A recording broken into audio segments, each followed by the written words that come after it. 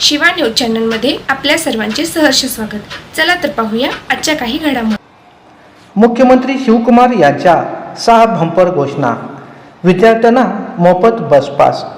DK. Shivakumar यांनी मुख्यमंत्री म्हणून शपथ घेतल्यानंतर पहिल्या मंत्रिमंडळ बैठकीत अनेक महत्त्वाचे निर्णय घेतले आहेत। त्यात विद्यार्थ्यांना मोफत बस पास एकूण 6 महत्त्वाच्या घोषणांचा समावेश आहे।